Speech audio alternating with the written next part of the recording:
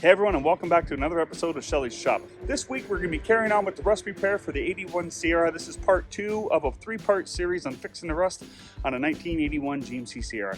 It should apply for all square bodies. If you haven't yet, give us a thumbs up, a like, and a share. We really appreciate it. Stay tuned. Okay, let's get old Black Beauty up into the shop here. We got to start some rust repair on this old girl. We'll finish the rust repair we started. We got to do cab corners and behind the wheel arches in this old girl. You throw a battery in it and it should fire right up. So keep in mind, I haven't started this truck in well over a month. I forgot about the starter doing that to this.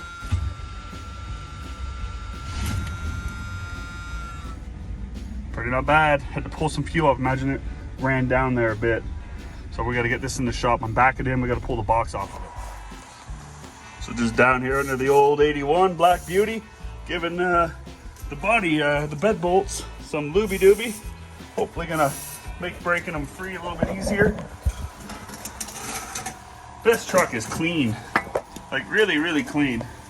And I can't see those back bolts. Okay, I'm gonna get my flashlight and redirect my attention down yonder. I think there's only 8. You know, when I did my wife's 83, there was a bolt coming down through here. That was the worst one to try to get to. But these all look to be in pretty good condition, honestly. And I suspect I shouldn't say this out loud, so I'm gonna keep my mouth shut. If you know what I was gonna say, don't say it out loud for me. Don't wanna jinx it.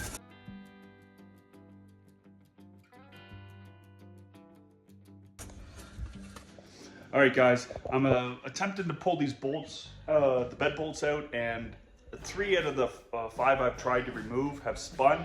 And in my head, it's like, this one here's the one I can point at easily. If it's spinning and I have to replace it, it'll be shiny, all the others will be black. So I'm gonna just cut it off with the torch and then put all 8 new bolts in here instead. Not the way I like to do business, but yeah, I just think it'll look silly with 1 new bolt and the rest of them all being rusty. So I'm gonna go ahead and get the torch. It's not something I like to do. Get underneath it and set them off. The reason why I don't like to do it is because the slag hits the frame and always seems to bounce like right here, right in the face area. Part of doing business though. So yeah, I don't really know how to get a good shot with the camera with that, but I'll do my best. So that's gold.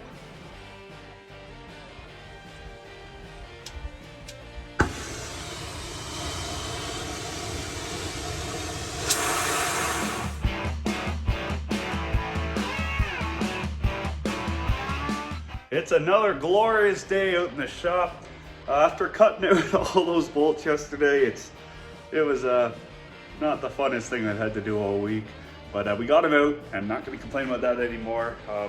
Yeah, now the next thing to do is disconnect the dual tanks, just the filler necks, and get the electrical disconnected. Yeah, too much is to be desired. The square bodies don't actually have a plug back here, or at least this truck doesn't, unlike the 67, 72 trucks, which I'm more familiar with. So you gotta go ahead and just cut those wires, and I'm gonna cut it in such a way that's gonna leave me enough wire on either end where either I can add a receptacle in like a plug or splice them back together. So that's what I'm gonna be doing for the next probably 10 minutes, is disconnecting all that. And I think we're ready to put the old gantry overhead and lift this up. Guys, I can't tell you guys how much this pains me to cut this stuff. Honestly, just hurts me. Same as cutting all those bolts out. It's not the way I like to do or conduct myself when working on old stuff. I like to be more preserved, but sometimes it's just not gonna work with you. Gosh, I hate cutting and wrecking stuff, but it's done. Yep, now the next thing to do is lift the box off.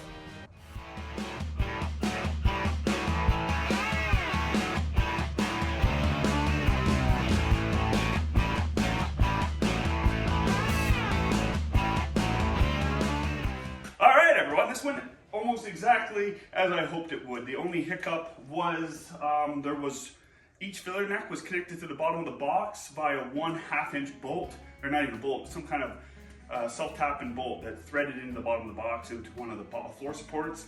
1/2 inch driver, backed it right down, and then it popped right up. Yeah. So next, I just got to lift this up just a little bit higher, drive the truck out, back my trailer in, set those down on the trailer, and then we can start working on the cab corners.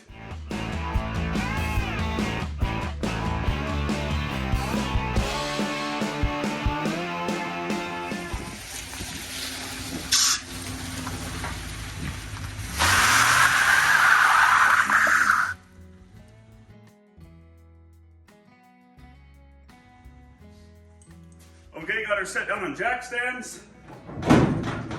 That should handle being pulled out, put on the street for the next day or two, so this weekend. Let's get this thing out of here and get the old 81 Sierra Black Beauty back in here. Now into the cab corners. Some rust coming through, obviously, here. So we're gonna do minimal cab corner repair, and the other side. Yeah, the other side's worse. But again, same amount of work regardless. So we'll be cutting it out and then sliding in a new piece, tacking it in, grinding it down, sealing it from the inside, and putting some water resistant Bondo on it, and then putting it into primer, epoxy primer sealer. Yeah, and then the cab will be rust free again. Okay guys, so here's what I'm thinking. What is this first? That is a hole. Okay, so I gotta go at least a ½ inch above that. And I'm just gonna kind of go nice and level. This isn't exactly where I'm gonna cut, but it'll be nice and level across, and across the back here. Something like that. There is a brace that runs down along the back and behind. So there should be spot welds along here, as well as spot welds around this corner. And then along the bottom here, there's some spot welds. Kind of give you a good idea there. So first thing I'm gonna do is I'm just gonna try to cut without cutting my structure. Just clean up everything away from what I don't want. So kind of around like that, eh? Get that out. That'll give us a good indication of what we're actually working with.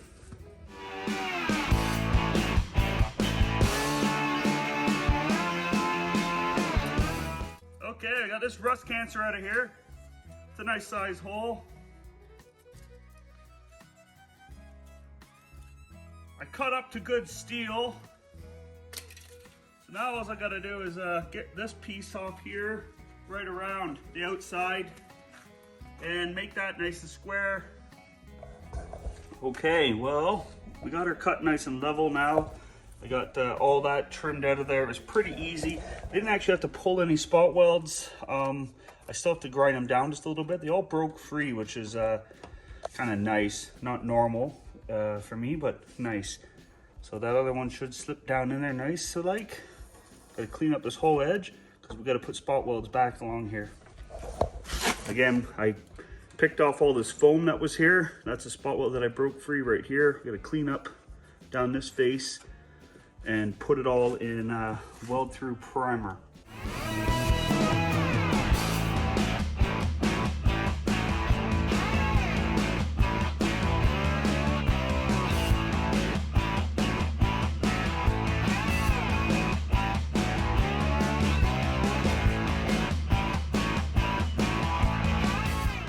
The next step is to measure out everything and cut this down to size, and it's always best to cut a little big and then trim down as needed. So I honestly don't know what to tell you for how to figure this out. These trucks, you can't reach in from the backside and trace it like I would on a 67, 72. So this is gonna be kind of just shooting from the hip a little bit. It ain't the end of the world, just go big if you have to, and then trim up. The biggest thing is cut it nice and square. So I'm gonna spend some time and measure all this out to the best of my ability, and then trim it back as needed. All right, here's what I got figured. I marked it on that corner. I marked it here, and then I put my straight edge, my square. Sorry about the spotty cameramanship here. Put my square on here, traced it to there, and then I kind of just eyeballed it across there a bit. You know, I could have done something like this too. So I'm gonna cut that given myself on the upside, the top side of that line with my death wheel, because I think it's going to be a little big still, but that should start to get us in the ballpark here of where we want to be.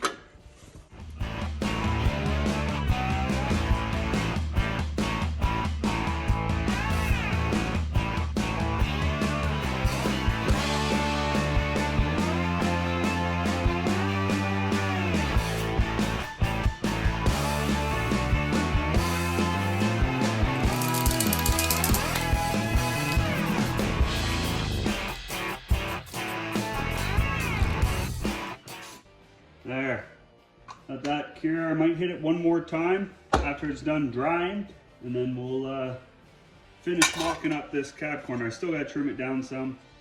Yep, but I wanted to get a head start on this. I've been on and off the phone. Okay, so what I did to make these marks was I just slid the cab corner over top, lined it up to the best of my eyesight could get. And then I scribed it with a screwdriver. What I'm going to do now is I'm going to go ahead and cut this line a little bit lower. So then if I need to, you can always cut away more. You can't cut away less.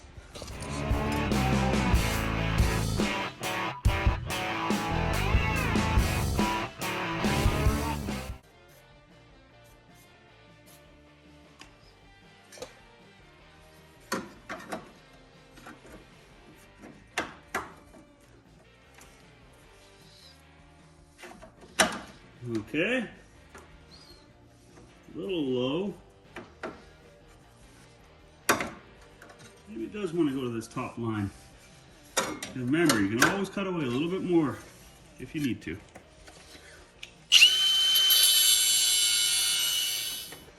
Okay, this is lined up pretty not bad. Obviously, this is just loosely put on there just by however I can hold it with and hold the camera. There's a bit of a raised section here, but I think that's fairly normal. It looks worse on camera than it does in person. We got a hit up down here with tack, spot welds, and then one across here as well. But first, I'm going to start tacking in the top seam here and just take my time and feel it out and then slide it in, tack, move over, move it in or out, tack, and then do this side too. So I'm going to start here and work my way this way over here.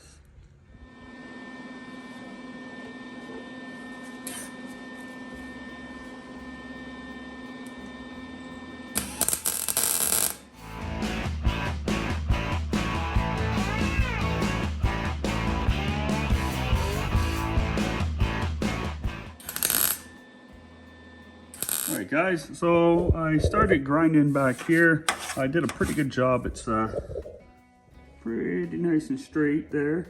It's this steel got really thin, and it was hard to weld it to each other. It had a slightly bigger gap, but even over here where it had a really nice gap, just started melting away. When I cut it, it had really good steel up here, but I noticed that the patch panel had better quality, better thickness steel than the actual tin itself. There was no rot up here whatsoever, or maybe not whatsoever, but there was no rot issues in this area. There was a little bit of surface rust on the backside, but that's to be expected. But across here, it welded up really nice. The second I got to about here, it started burning back, and I had to fight that all the way across. But I got it. It's nice and strong now. There is a few little holes I have to go back and tack up, and then I'm going to be putting fiberglass medium strand or short strand fiberglass putty over this to seal it all up, and then that'll prevent any moisture from getting and compromising it. And then we'll put normal putty on top, or Bondo on top. So yeah, so I'm going to go ahead and start grinding this back, and then I got to hit these two little ones up, grind those down nice and smooth. And then we'll start putting putty on. The driver's side is almost done.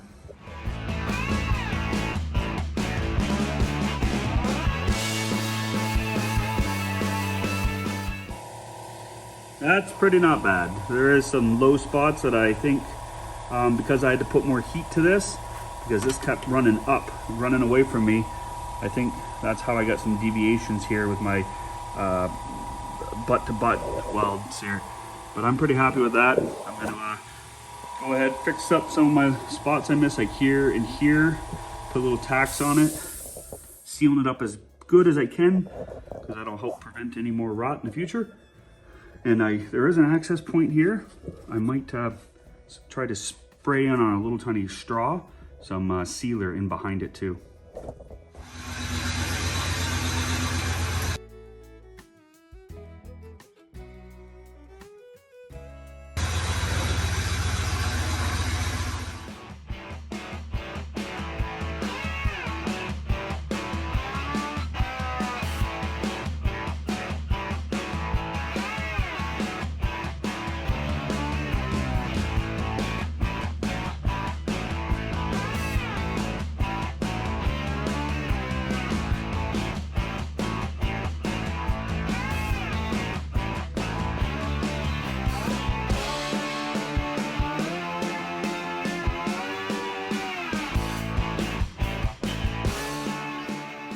We got it all mocked up. It looks pretty not bad. I'm gonna go ahead and tack this thing all up, and we'll get this cab corner all done.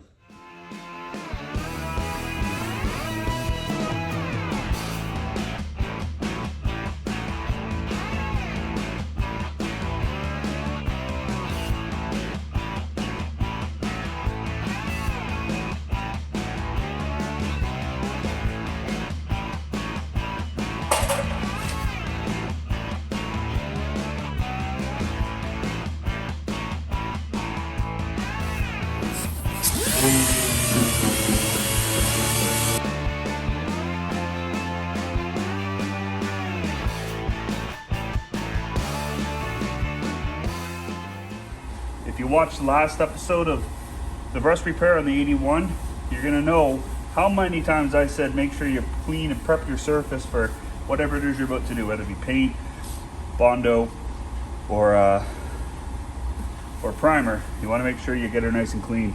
That'll really help with longevity of your work you're doing. Mixing Bondo is pretty simple stuff. I like to make sure my compound inside the can is nice and stirred up to make sure that all the resin and this is all the carbon, all the fiberglass strips are all mixed in. Your first layer, you'd really want it to be something that's extremely water resilient. I like to use the medium to long strand fiberglass. It hasn't failed me yet, and I'm not by no means a body man, but I've done this enough to know what works for me. So after that, you want to make sure you knead your activator agent really well, and make sure you're using the right one. That's another thing that a lot of people get wrong, is they mix up their activators with paint, or not paint, with other types of Bondo, and it sometimes doesn't work out all that hot for everyone. It doesn't take a lot of activator to get the job done, and if you're working in a really hot, humid environment, you don't need as much activator as you would if you're working in a colder environment. So keep that in mind too. This is most likely too much for what we need to do. That cab corner turned out really nice. So this is about all I need for this right here. Or off camera, I wiped down my mixing pad here just to make sure that everything was nice and clean. You don't have any particles. I wiped down my stir stick before using. You just keep mixing it and mixing it until you don't see any concentrations of blue, and everything is one shade of everything else. So let's go ahead and get this on the truck. Now I find this a little more irritable to put on the truck. It is not as cooperative because it likes to slump and slide. So you gotta kind of manipulate it. Gotta work with it. Most of this will get ground off anyways, and I'm telling you, it's just on here to help seal the backside. Because over top of this, we're gonna go ahead and put normal Bondo, lightweight Bondo. You don't really want to skip a beat. You want to move right into cleaning, because if you let this sit too long, it'll harden up and you'll have a heck of a time, let me tell you. Ask me how I know. If there's any tricks that you think I would like to know, let me know in the comments. I'm always open to learn. Always. Even if you see me doing something wrong, let me know, because I can learn from that. I'm no body man. I just enjoy the craft of making things nicer than when I get them. What was this? See that?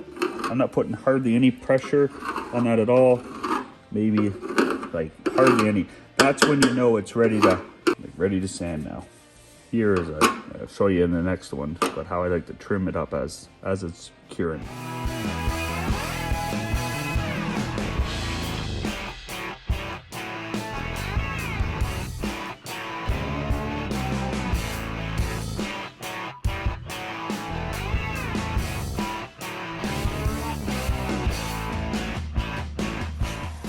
You know, it's coming out really smooth, but I'm surprised with the amount of Bondo that is staying on here. You're really not accustomed to seeing this much.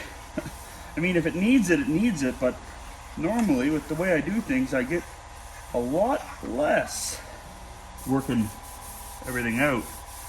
Yeah, all these little holes will get filled out with the next layer of actual Bondo. So these aren't, you don't have to worry about those. Don't try to sand those out. Leave them as they are. Blow out anything that's not supposed to be there.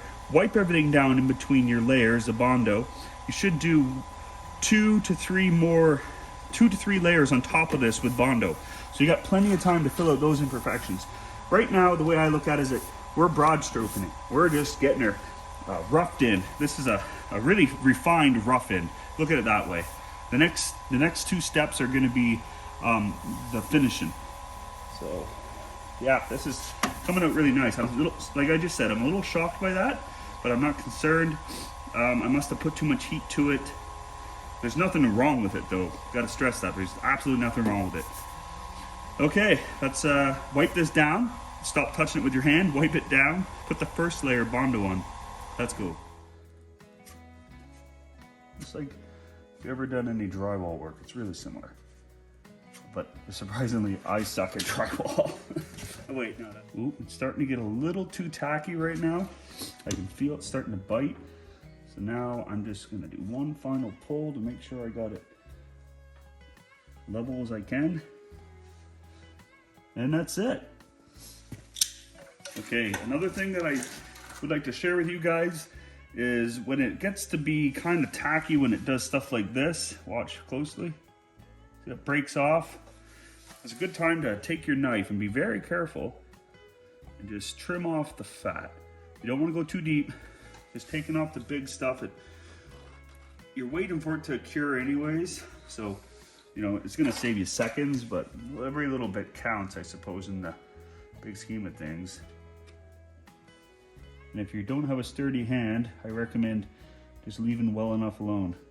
Like right there, I feel like I almost went too deep there. And that's pretty much it. Let this tack up. It'll do the exact same thing as the other stuff when you can drape your screwdriver across it or your sandpaper and it makes white marks. You know it's perfect. Great.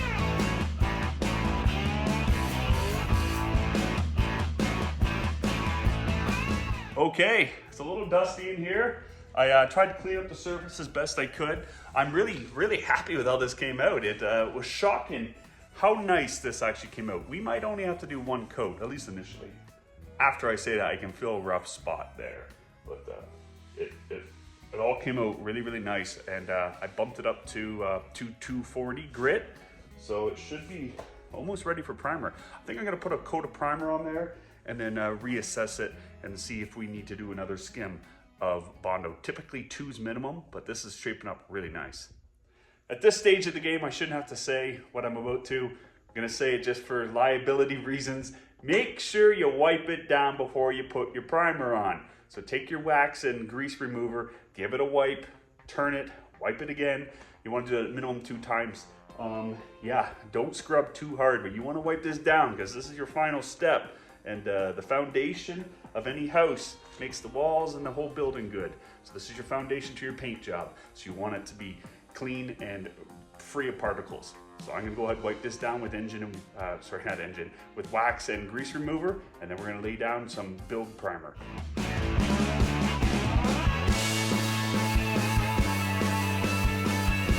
Okay, we got the last coat of primer on the cap corner. We got both sides all done, so let's go ahead and have a look at the passenger side. It's the side I just finished up. The the primer is still literally wet. So let's have a quick look at it.